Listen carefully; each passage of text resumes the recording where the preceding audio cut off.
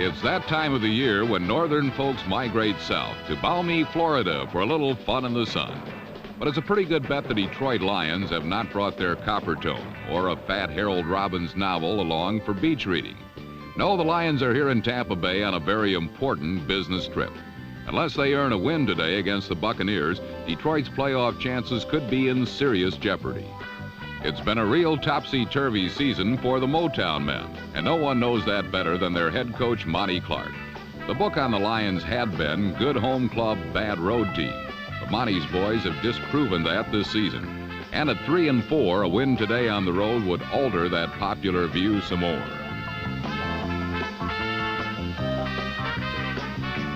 Quarterback Gary Danielson is the new leader on offense, having replaced Eric Hipple, the man who replaced him in 1981. Last week, Danielson threw for nearly 350 yards and 3 touchdowns in a close loss to the Minnesota Vikings. But that really was Danielson's first truly successful passing performance of the season. And this week he faces the far less generous defense of the Buccaneers. The Bucs are still in the playoff picture primarily because of their hard-hitting defensive squad. Stingy against both run and pass, the Bucs could make matters difficult for their guests. When the Bucs have won this year, it was with defense and with enough big plays from Tampa Bay quarterback Doug Williams. It's been another typical Williams campaign. Not so hot passing stats, but a fair number of game-winning plays. Williams has the knack for finding ways to win ball games. And all of the Tampa faithful, including head coach John McKay, are hoping for some Williams magic again this afternoon. From Tampa Stadium, 2 NFC Central foes battle for one of the few remaining conference playoff spots. It's the Detroit Lions and the Tampa Bay Buccaneers on the NFL Game of the Week.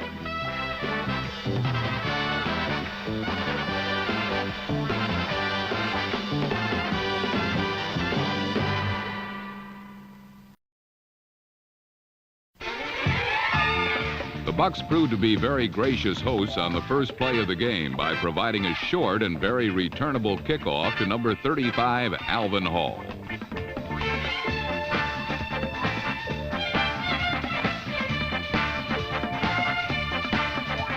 Hall brought the kick into Tampa territory, but the Lions failed to capitalize when a third down pass was caught, but out of bounds by number 20, Billy Sims.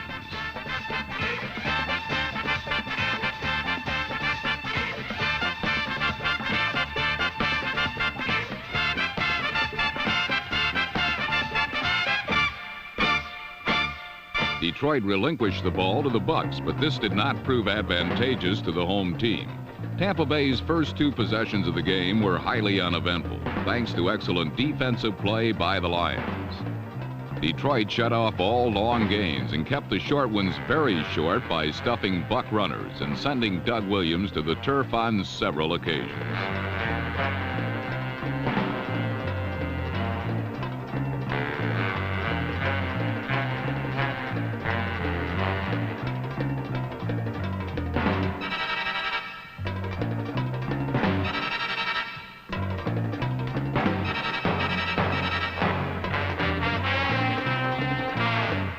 Number 79, Bill Gay, dropped Williams on this sack.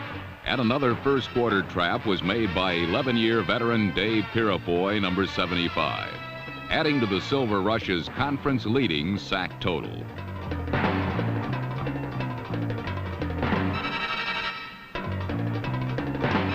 Pirafoy has been around a long time with a lot of teams, but he still has excellent pass rushing instincts. Another look at the sack shows that Buck guard Sean Farrell knocked Dave off his feet, but he was still able to get up and take Williams down.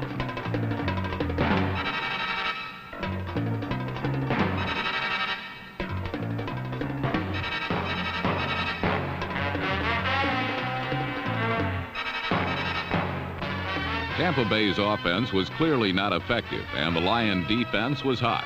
So, too, was the suddenly ablaze passing touch of Gary Danielson, who hit tight end David Hill, number 81, for a big gainer over the middle. Danielson then tried 2 passes to Leonard Thompson, both unsuccessful. But the third time was the charm, and Thompson, number 39, notched the first score of the game.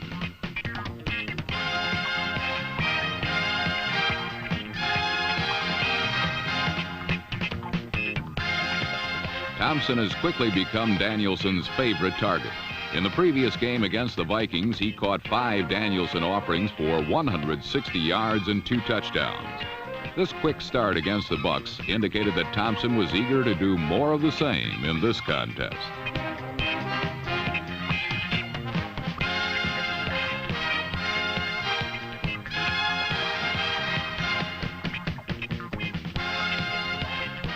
With the score at 7-0 as the first quarter drew to a close, the Bucs were still looking for an offensive spark.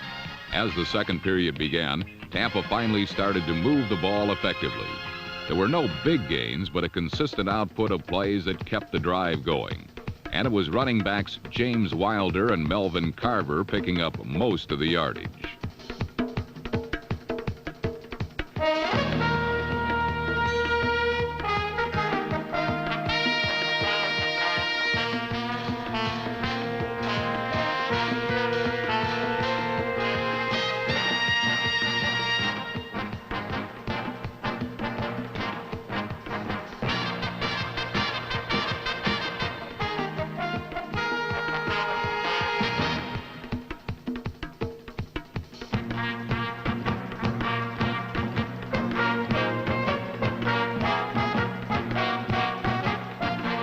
Both Wilder and Carver made key catches, and Williams scrambled for a completion to tight end Jimmy Giles, number 88, on a third down play, setting up a 34-yard field goal by kicker Bill Capice to put the Bucs on the scoreboard.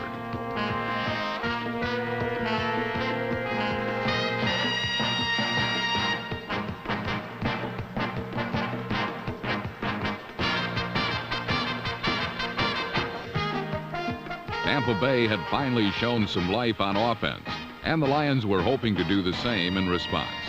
Detroit's biggest weapon is usually running back Billy Sims, but in the previous game with the Vikings, Sims was held to only 22 yards rushing. It was imperative for the Lions to get the ball to Billy in any way, shape, or form, and that's what they did on their very next drive.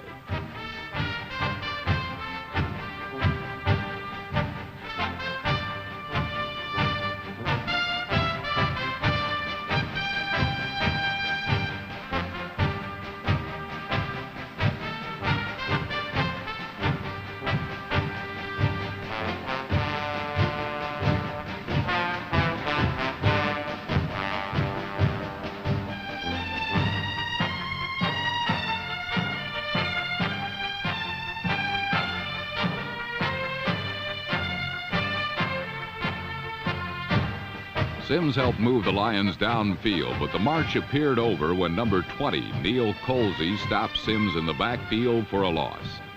But Danielson answered back by finding a horizontal David Hill diving successfully past a tenacious pass defender.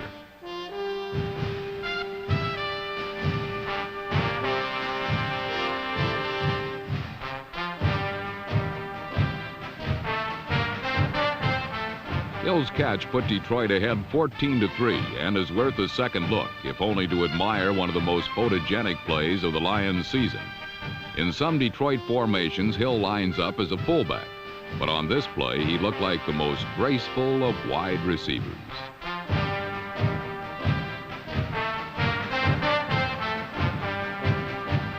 So far, this game had clearly belonged to Detroit. Last season, the Lions had won on the road only once, but the squad seemed determined not to let that happen again. The Lions were dominating the hometown Buccaneers and knew that if they could keep the tempo going, they would win. With 6 minutes to go in the half, the Bucs had the ball again, but found only limited success against the Lion defense that would not give up the big play.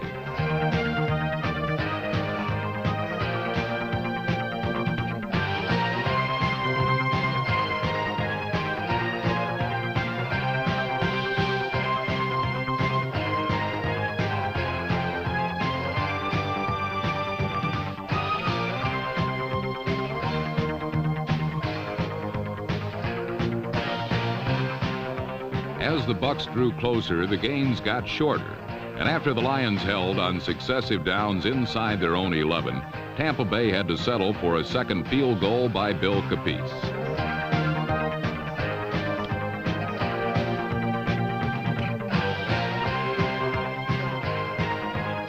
As the half ended with the Lions clearly in command, Tampa Bay followers wondered if the Bucs had the stomach to reduce Detroit's 8-point bulge.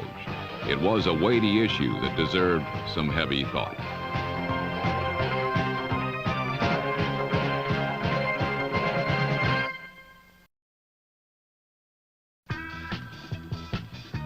A quick peek at the scoreboard revealed that the Detroit Lions carried a 14-6 lead into the third period, and that they had good reason to cast an eye toward a spot in the playoffs, but only if they could build that lead and sustain it.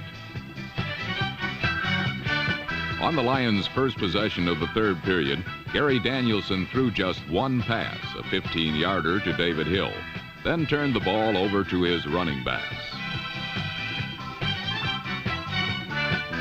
Billy Sims' 14 yards put the ball inside the Tampa Bay 35-yard line.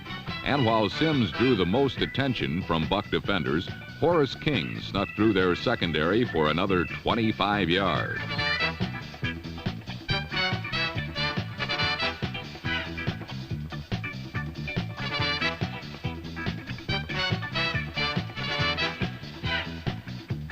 King's run advanced the Lions to the Tampa Bay 3-yard line, and it remained for Billy Sims to complete the 71-yard scoring drive. Sims's touchdown stretched the Detroit lead to 15 points, a comfortable margin that gave their opponents food for thought. While Detroit chewed up most of their yardage on the ground, Tampa Bay responded by mixing it up with a more balanced approach. Engineering a 74-yard drive, Doug Williams completed all 4 of his passes, including a 27-yarder to tight end Jimmy Giles. After acknowledging the efforts of his colleagues, Williams elected to sign his name at the bottom line with a 3-yard rollout that cut the Lion lead to 8 points.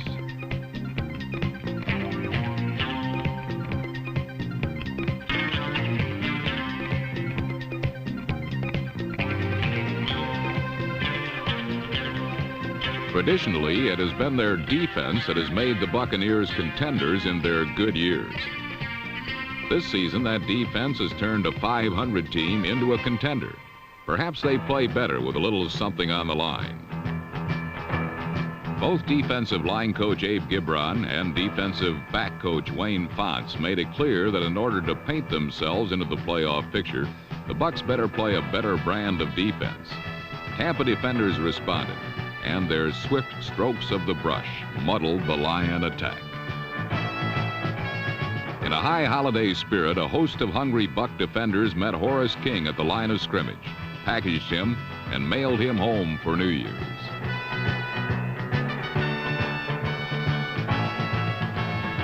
Number 63 defensive end Leroy Selman did much of the wrapping himself, and his ribbon around Gary Danielson brought the Lions down to earth at their own 3-yard line.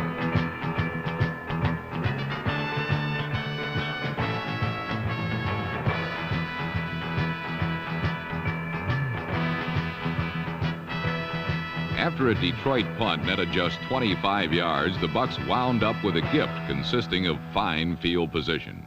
Doug Williams then shared his team's good fortune with running back James Wilder, who accepted it at the 17-yard line and looked to share the joy of receiving with his teammates.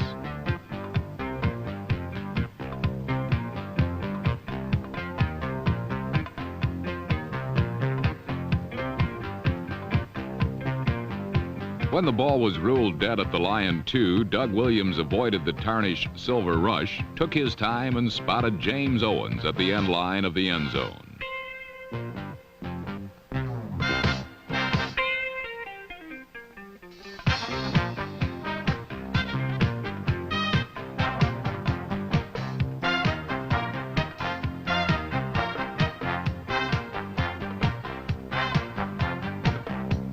With Owens' touchdown grab plus the extra point, the Bucs suddenly found themselves within a point of the fading Lions.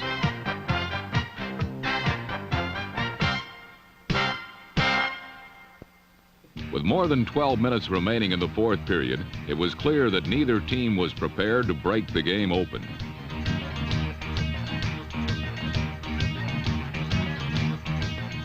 Tampa Bay cornerback Cedric Brown, number 34, picked off a Gary Danielson pass.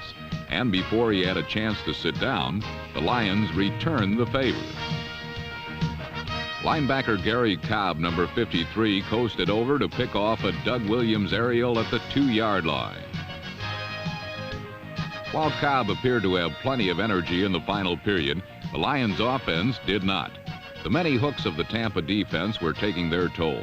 Pinned up against their own goal line, the Lions went to Billy Sims to bail them out.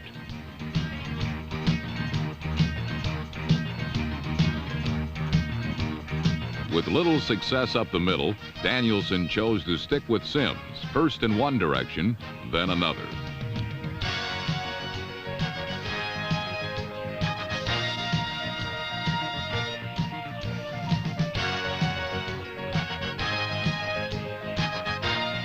After trying to run it out left, right, and center, the end result was a mere 2 yards. By this time, the Lions had given Tampa every opportunity to win. Yet the Bucs seemed intent on throwing those opportunities away. Wide receiver Gordon Jones, number 84, did everything he could with the football except hold on to it. Nevertheless, his juggling act was worth 24 yards.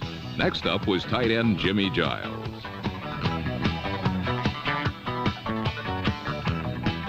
After rumbling for 22 yards, Giles became a victim of a disappearing ball act. But it was no act, as another look points out. Instead, it was some trickery on the part of the Lions secondary. Rookie linebacker Roosevelt Barnes reached in and stripped the ball from Giles's grasp. But the turnover didn't inspire the Lion offense. After 3 plays, they punted.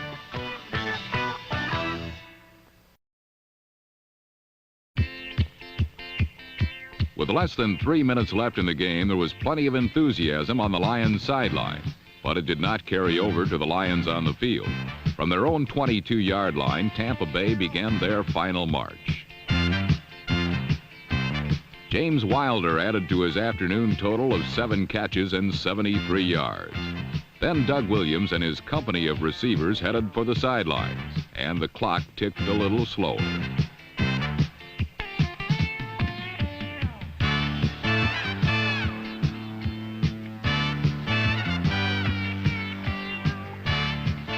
With 1:46 left, James Wilder tacked on another 6 yards, but his line was called for holding, and the penalty had the Buccaneers up against the wall at 3rd and 20. Doug Williams had little choice but to look long for his big play wide receiver, Kevin House.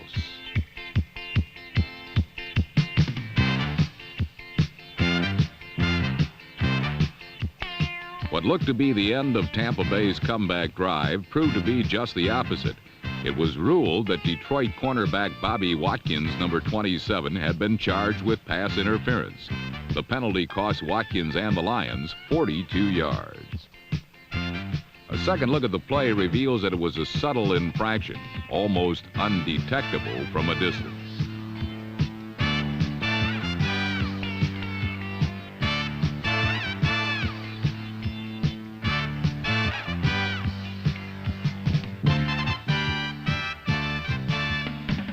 Despite protests from every Lion within shouting distance, the call stood, and it was Buccaneer ball at the Detroit 13-yard line. With under 30 seconds on the clock, the Bucs had a new life.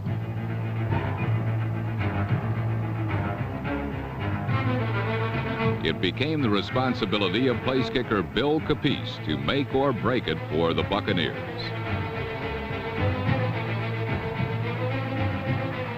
Capice had kicked 2 earlier field goals to give Tampa Bay their only points of the first half. But it's been a strange year for place kickers. An extra point or a chip shot has become as big a challenge as a 55-yard attempt, and has more than a few coaches searching the good earth for a solution. On the season, though, Capiz is a perfect 12 for 12 on points after and has hit 13 of 17 field goal attempts. But this one field goal from 27 yards was do or die for Tampa Bay.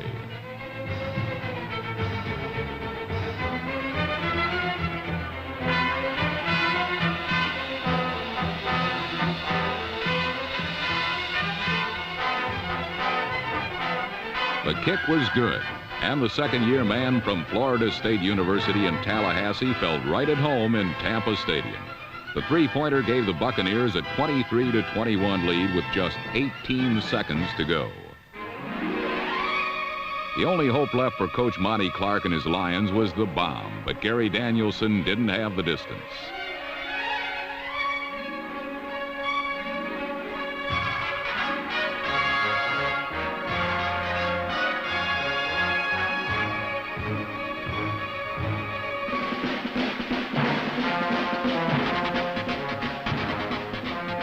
Cornerback Norris Thomas, number 41, recorded the interception that all but dashed the Lions' hopes for a playoff bid. The Lions fell to 3-5, while Tampa Bay moved up to 4-4. But the Lions are not out of the playoff chase, and the Buccaneers still must beat the Chicago Bears in their regular season finale to be assured of a spot in the championship tournament. Who can say what this week will bring? Let the game be played, then turn the results over to the NFL computer. Only then will we learn who stays home and who moves on.